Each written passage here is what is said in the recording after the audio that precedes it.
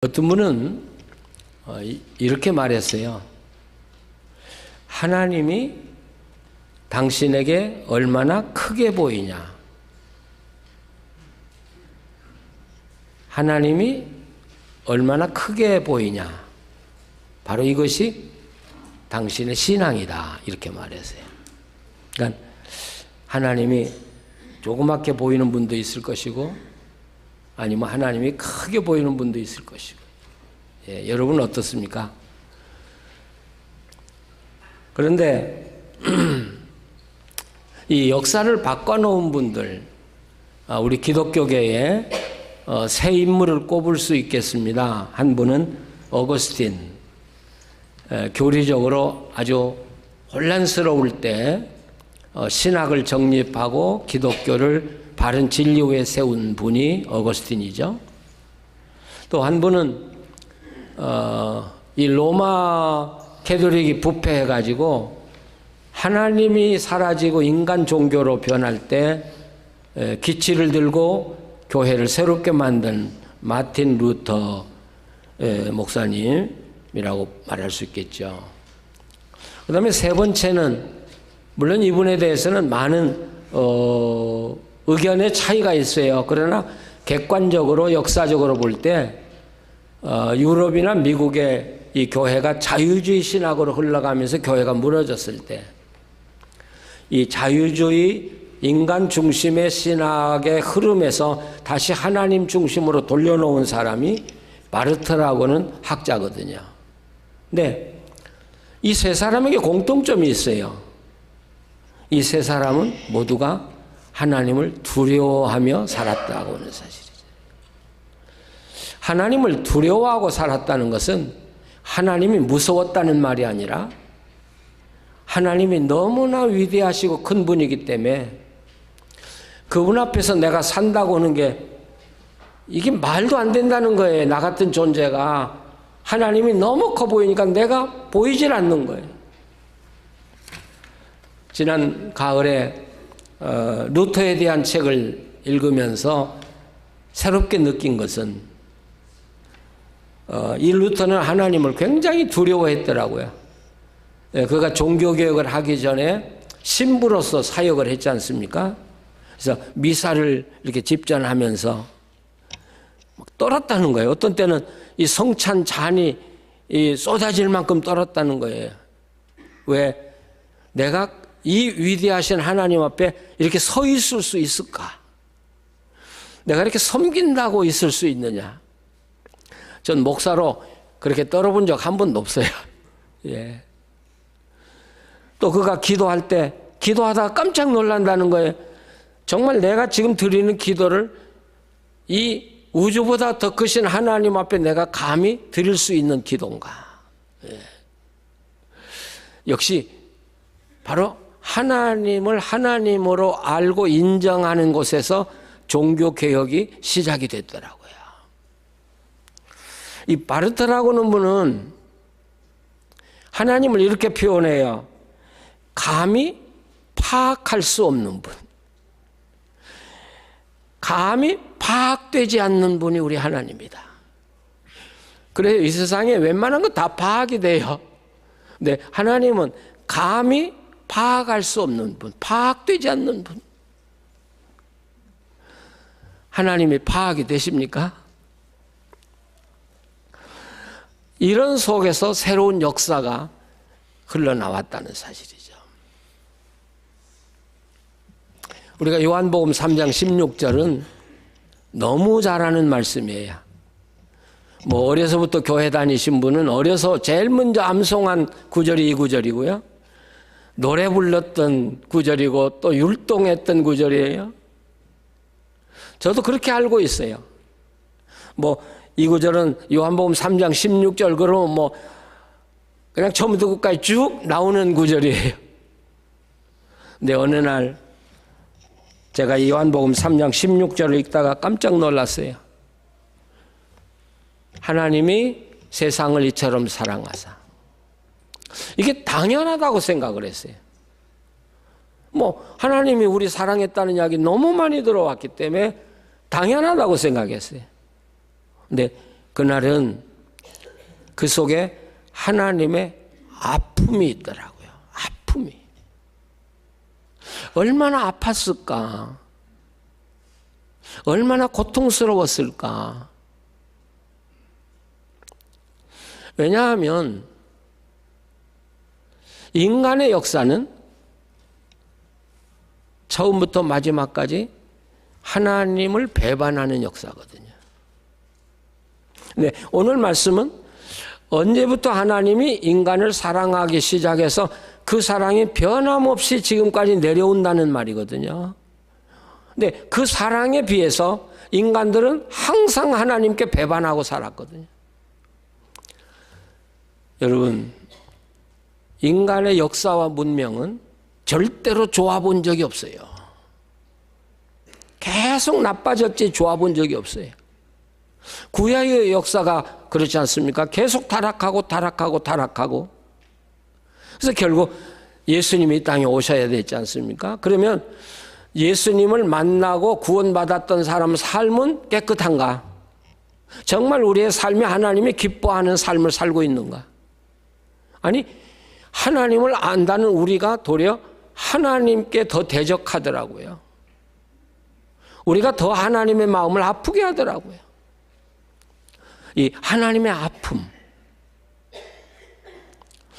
근데 그걸 다 알고 계시는 하나님이, 우리가 어떻게 사는가를 다 알고 계시는 하나님이 그래도 참고 인내하면서 우리를 사랑하신다는 이 사랑이 얼마나 아프냐는 거예요. 이 하나님의 사랑 속에서 하나님의 아픔 여러분 느껴보셨습니까?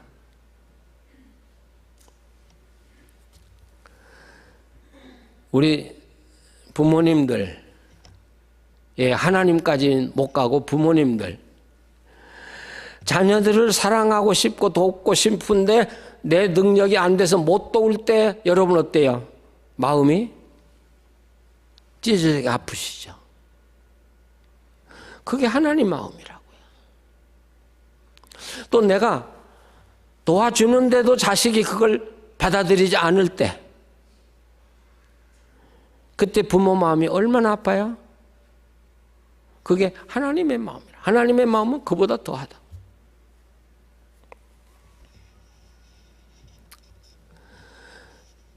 우리가 이 하나님의 마음을 가장 잘할 수 있는 이야기가 바로 그 집을 떠난 탕자 이야기예요. 탕자가 아버지에게 가서 아버지의 유산을 내게 주십시오. 그러죠? 당연하죠, 그게. 우리는 당연하게 읽어요. 근데 이게 유대 문화권 또는 아랍 문화권에서는 아버지 재산을 나한테 주십시오, 이 말은 아버지는 이제 살만한 가치가 없으니까 내게 돈 남겨주고 이제 그냥 살다 죽으시오, 이런 뜻이라고 그래. 그래서 어느 목사님이 최근에 아랍권에 가서 물었대요.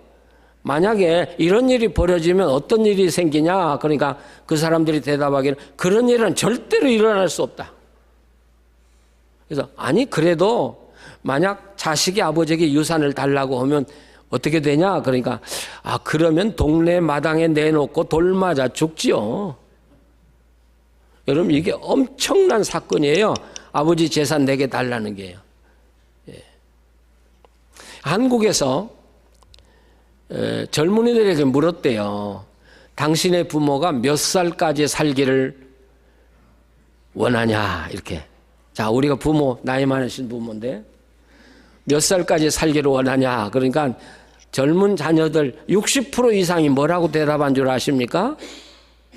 우리 아이들 자랄 때 우리 아이들 좀 돌봐주고 그리고 돌아가시면 딱 좋겠다. 예. 그게 무슨 말이에요?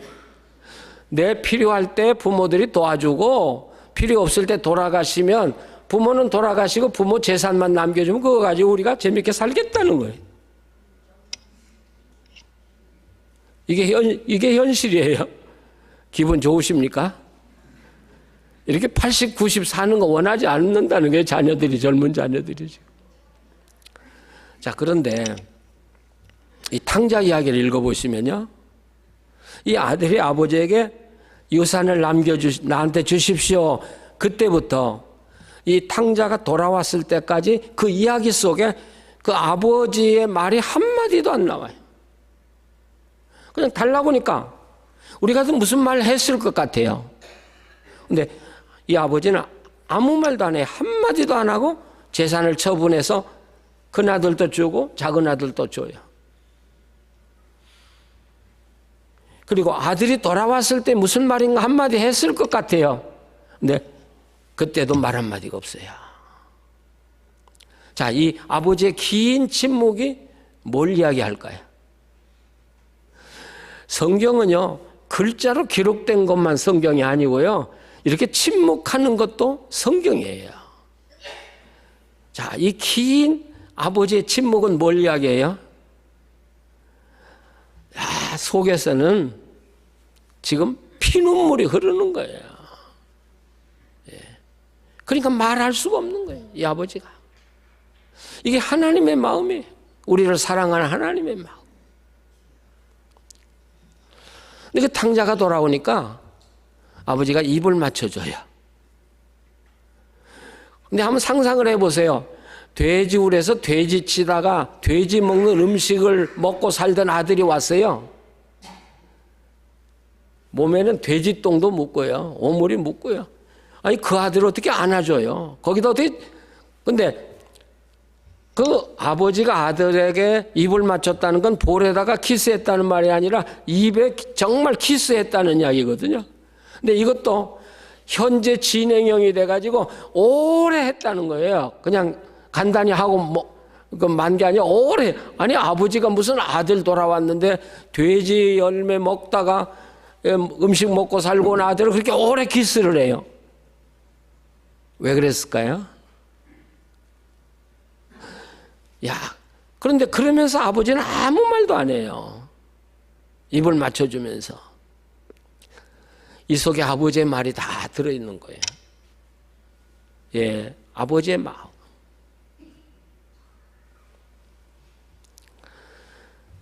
그리고 이 아버지가 언제 말문을 여냐면, 이 돌아온 탕자가 아버지, 내가 하나님과 아버지께 죄를 얻었사오니 아버지 아들이라고 내가 일컬음을 받을 수 없습니다 하는 말을 듣고 나서야 아버지의 입이 열려요. 뭐라고 해요? 일하는 사람들이, 얘들아, 내 죽었던 아들이 돌아왔다.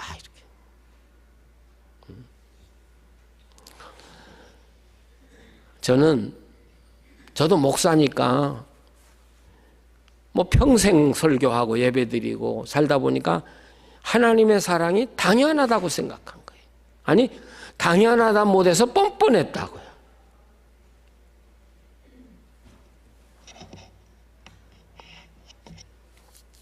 그런데 하나님이 세상을 이처럼 사랑하사, 이게 당연하지 않더라고요.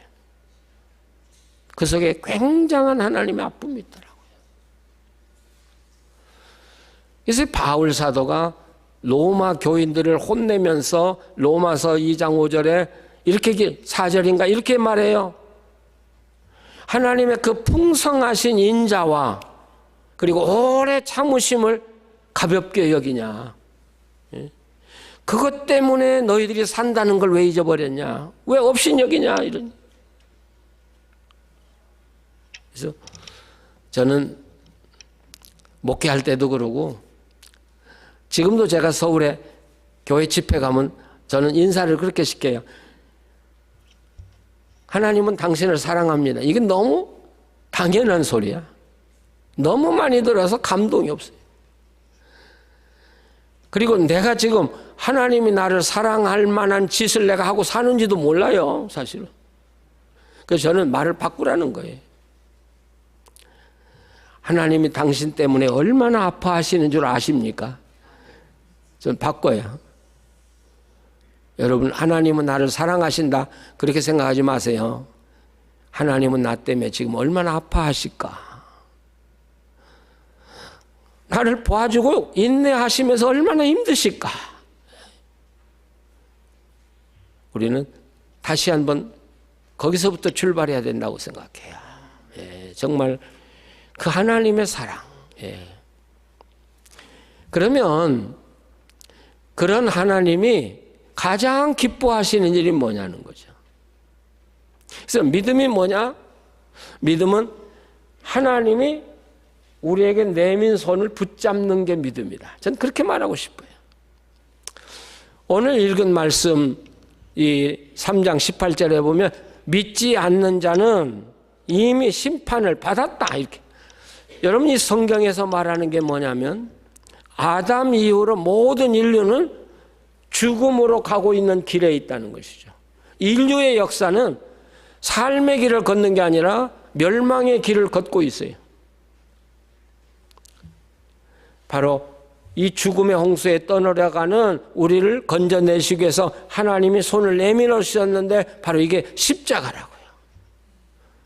이걸 우리가 붙잡으면 하나님이 그 손을 가지고 우리를 이끌어 주셔서 죽음에서 건져주시고, 자, 그런데 하나님이 왜 손을 내밀어요, 우리한테? 하나님 왜 우리에게 손을 내미세요? 살려주려고 그러시죠.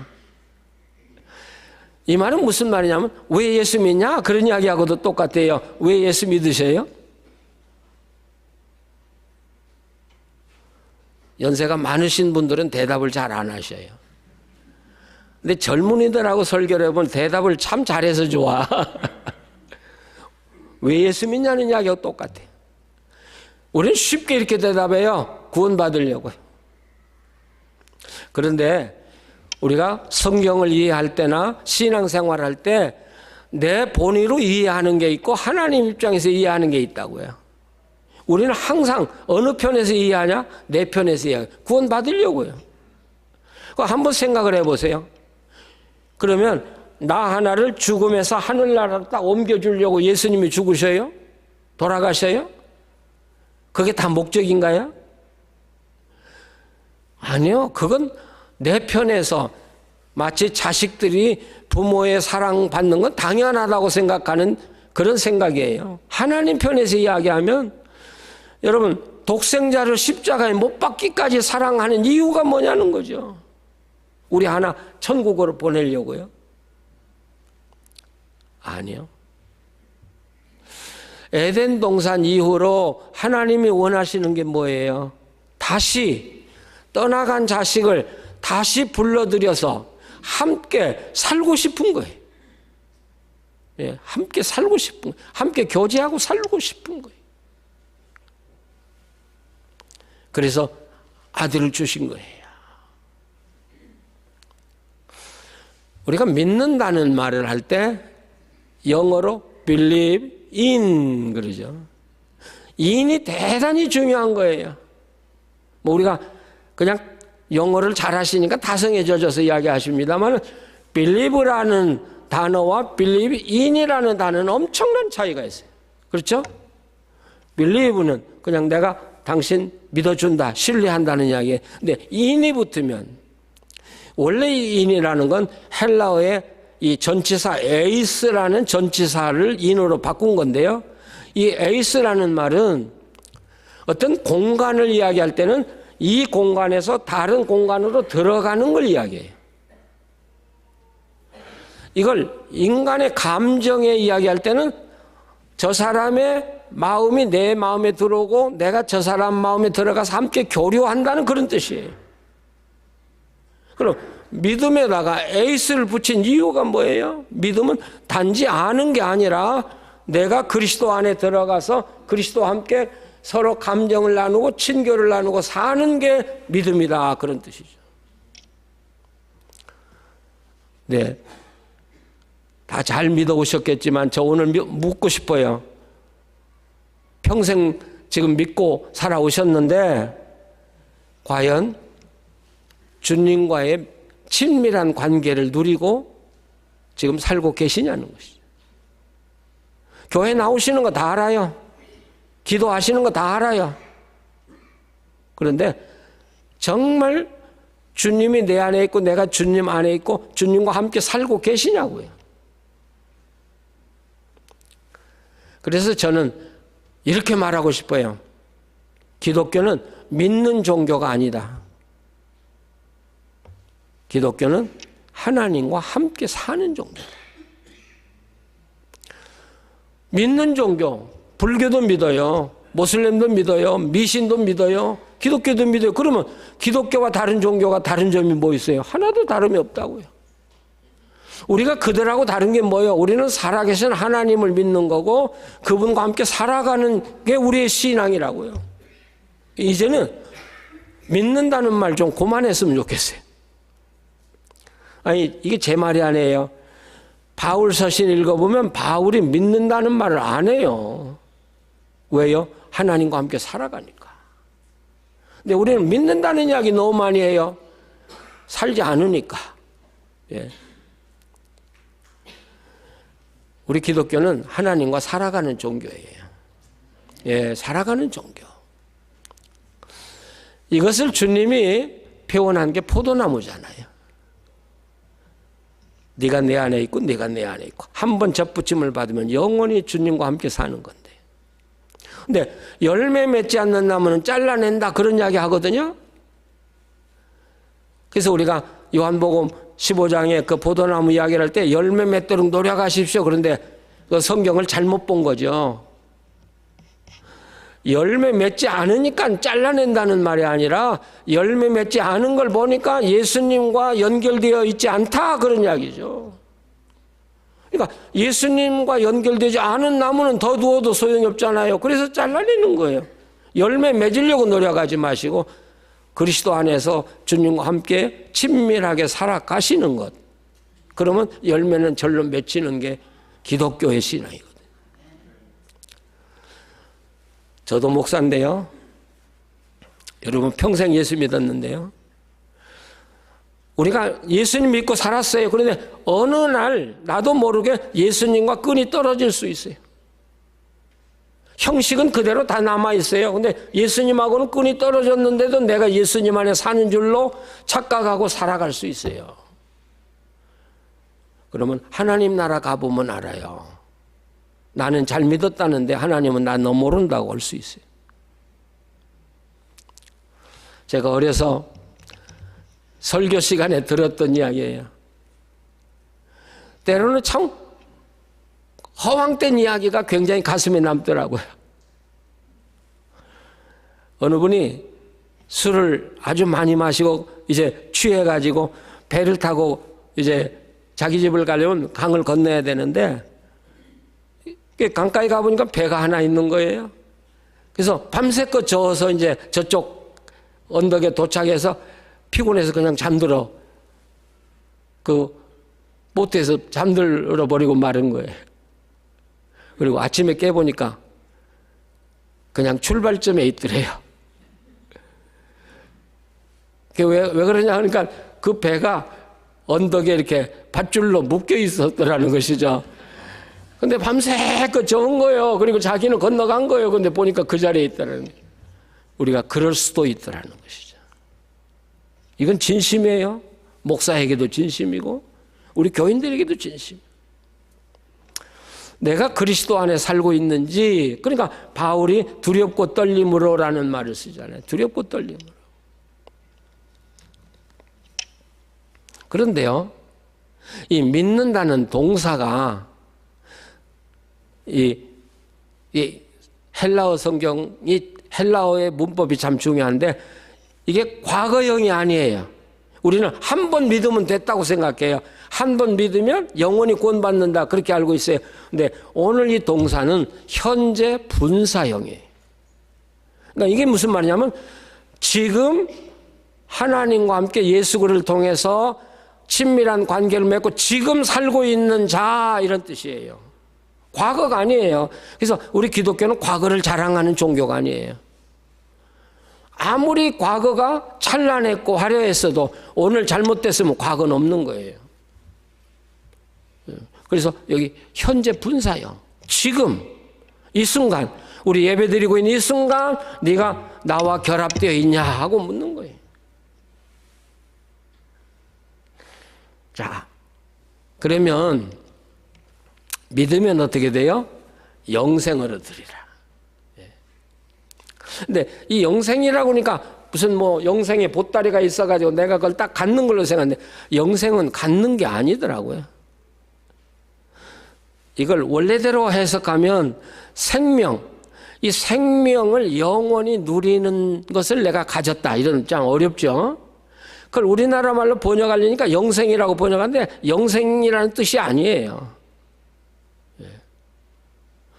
그럼 생명은 뭐냐? 생명이 두 가지가 있어요. 하나는 지금 우리가 가지고 있는 육체적인 이 삶, 바이오, 헬라어로는 비오스라고 해요. 비오. 이건 다 없어지는 거예요. 다 없어지는 거. 그런데 또 하나의 생명이 있는데 그건 예수 그리스도를 통해서 하나님의 주신 생명, 눈에 보이지도 않아요. 우리가 느낄 수도 없어요. 근데 그 생명이 따로 있다는 것이죠. 그래서 제가 이 바르트의 이야기를 했습니다마는 이 바르트는 사람을 볼 때 뭐라고 하냐면 nothingness. 제 발음이 좀 나쁘죠? 알아들으셔요? nothingness.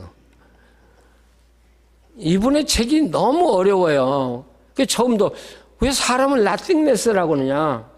근데 이 nothingness를 신학에서는 뭐라고 번역하냐면 비존재 이렇게 번역을 해요. 무존재가 아니고 비존재. 이게 무슨 말이냐면 존재가 있긴 있어요. 그런데 없어요. 희한하죠? 이게 성경에서 말하는 안개와 같은 인생이라는 거죠. 안개라는 게 있는 것 같은데 잡으려면 없어요. 인간은 바로 그런 존재다. 뭐 대단한 존재 같지만 그러나 있는 것 같은데 없는 존재, 그냥 없어져 버릴 존재. 근데 이런 존재에 예수 그리스도의 생명이 들어가면 그때 비로소 조회가 되는 거예요. 생명이 되는 것이죠. 이 생명은 내가 지금 가지고 살다가 주님 앞에 섰을 때 아, 내가 살았구나 하고 느끼기 시작하는 것이죠. 그래서 우리 기독교의 이 영생은 죽어서 가는 게 아니에요. 내가 예수님 믿고 하나님으로부터 의롭다함을 받는 순간부터 예수의 생명이 성령과 함께 내 속에 들어오셔서 굉장히 강한 힘으로 나에게 역사하기 시작하는 거예요. 그 생명을 가지고 우리가 지금 살아가고 있는 것이죠. 어때요? 지금 내가 살아있다고 해서 내가 생명이 있다고 생각하지 마세요. 살아있지만 죽을 수도 있고 죽은 것 같지만 살 수도 있고. 그렇기 때문에 성경에서는 이 비오스의 생명이 죽고 사는 거에 대해서는 관심이 별로 없어요. 그 언젠가는 이 육체 다 없어지는 건데 말이죠.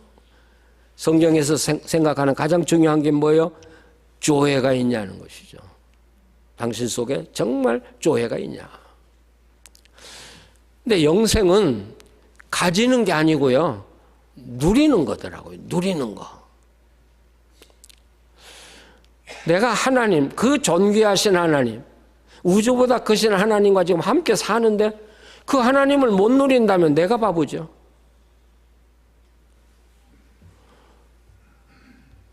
제 큰 손녀딸이 이제 고등학교 3학년 돼요. 근데 이제 내일 모레가 생일이에요. 그래서 어제도 우리 부부가 얘들이 할아버지 할머니를 가지고 있는데 할아버지 할머니를 누리도록 해줘야지. 그냥 할아버지 할머니가 있다는 것으로 끝난다면 그 무슨 의미가 있냐. 애들로 하여금 우리를 좀 누리도록 해주자. 근데 그 누리도록 하는 건 참 어렵더라고요. 예. 우리 부모들이 애들을 이래라 저래라 하는 게 중요한 게 아니고 정말 중요한 건 자녀들의 기억 속에 아름다운 부모의 추억이 남는 것이 가장 중요하더라고요. 부모만 생각하면 행복해. 그런 아이들은 행복하게 살아요. 또 그런 아이들은 앞으로 좋은 부모가 또 돼요. 또 그런 행복한 부모의 추억을 가지고 사는 사람들은 틀림없이 부모가 가진 아름다운 신앙을 가지고 살아요. 근데 나쁜 기억을 가진 아이들은 타락해요. 하나님 어떻게 누릴 것인가? 우리가 하나님을 잘 누리기 위해서는 적어도 하나님과 함께 단둘이 앉아서 예? 하나님과 단둘이 앉아서 지내는 시간이 많아야 되겠다는 것이죠. 근데 우리 현대인은 너무 바빠요. 하나님 언제 생각할 겨를이 없어요. 교회도 다니고 봉사를 하는데 하나님 생각할 겨를이 없어요. 하나님과 앉아서 우리가 기도는 꼭 뭔가 내가 간구하고 뭐 달라고 하는 게 기도인다. 아니요. 그거 기도 중요한 거 아니죠. 하나님과 앉아서 하나님, 정말 하나님은 누구십니까? 나 같은 걸 왜 사랑하십니까? 내가 어떻게 살기를 원하십니까? 좀 그런 기도가 좀 필요하지 않을까요, 우리한테? 그럴 때 하나님은 우리에게 하고 싶은 이야기를 하실 거라고요. 그러면서 우리가 하나님과의 깊은 영적인 교제가 이루어지거든요. 그럴 때 우리가 성경을 읽고 묵상하는 것도 대단히 훌륭한 방법이에요.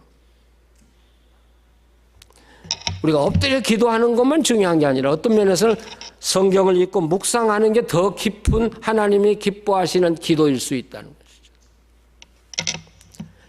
그렇게 하나님과 교제를 해나가 보시면 우리 인생이 바뀌어진다고요.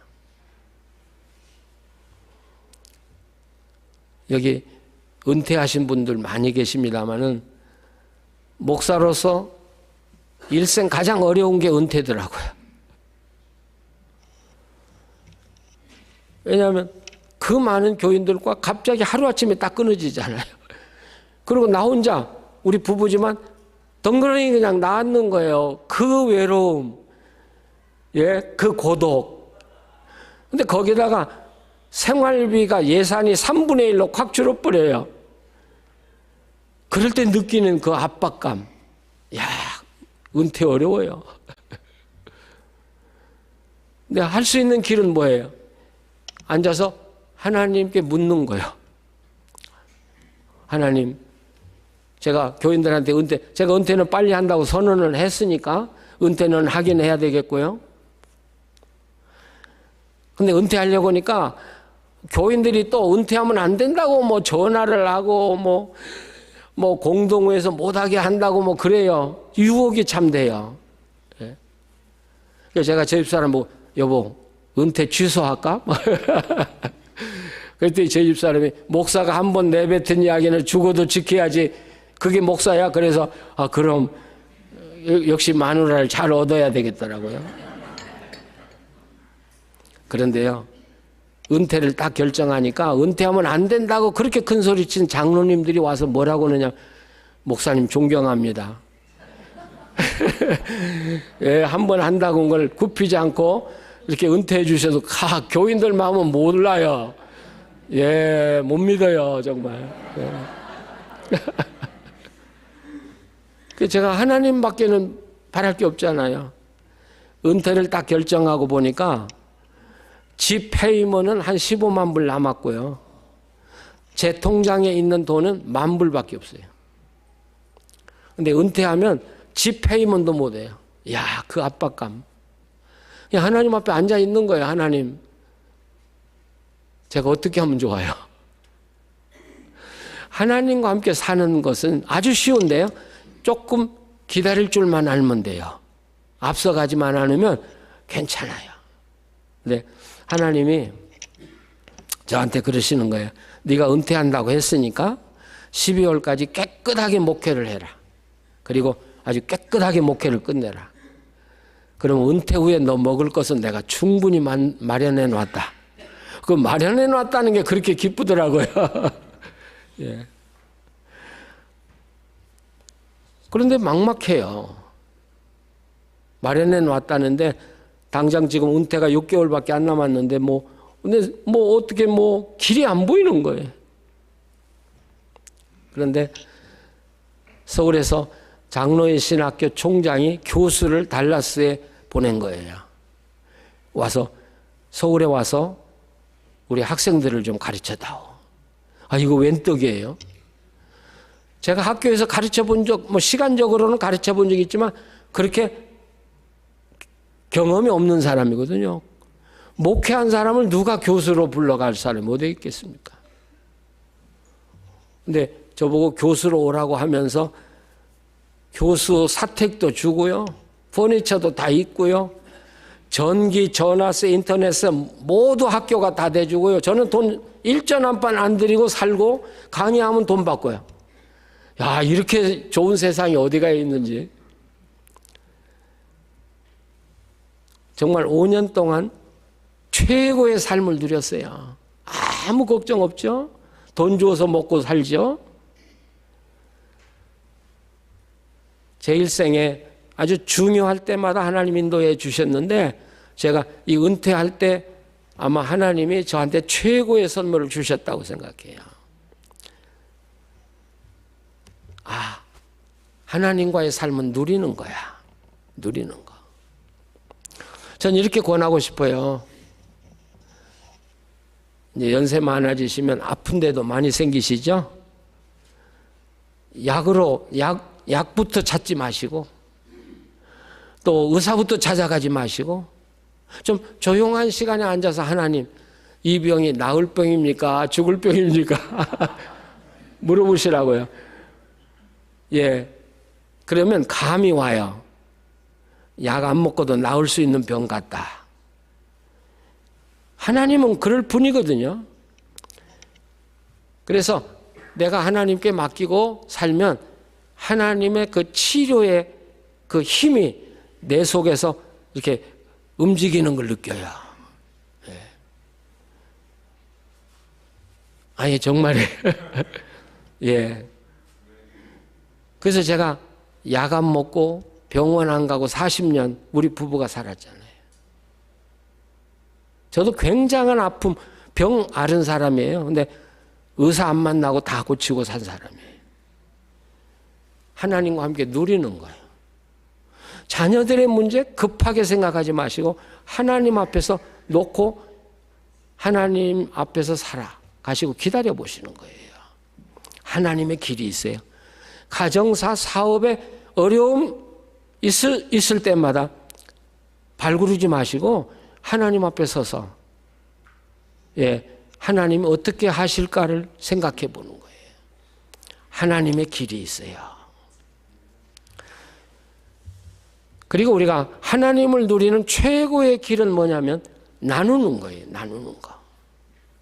근데 우리들이 우리는 나눌 게 없다. 나는 나눌 게 없다. 그럴 수 있어요. 그런데 나눌 것을 하나도 가지고 있지 않는 사람은 이 땅에 아무도 없어요. 웃음은 나눌 수 있죠. 그러시죠? 돈 안 들죠? 근데 나이가 들면 웃음조차도 인색해요. 그게 늙어가는 거거든요. 예, 젊은이들은 감정이 팍팍팍 살아가지고 막 반응이, 어린아이들이 더 많잖아요. 예, 웃음은 줄 수 있잖아요. 또 남에게 칭찬은 줄 수 있잖아요. 여러분, 말 한마디가 사람을 살리고 죽이잖아요. 힘들고 어려운 젊은이들에게 괜찮아. 하나님이 함께 하시면 될 수 있어. 여러분, 나는 그냥 뱉었는지 몰라도 이 말이 그 사람에게 닿았을 때는 이거 하나님의 능력으로 온다고요. 그 말을 할 수 있다고요. 근데 남이 나이 들면 비판하기는 쉬워요. 근데 칭찬하기는 어려워요. 나눌 건 많잖아요. 만약 내가 먹고 살고 좀 남는 게 있다면 돈 가지고 정말 우리 교회 안에, 교회 밖에 있는 사람을 내가 도와줄 수 있다는 거, 이거 굉장한 축복이에요. 또 내가 가진 재능을 나누는 거, 그래서 재능 기부라는 거 있잖아요. 나누는 거예요.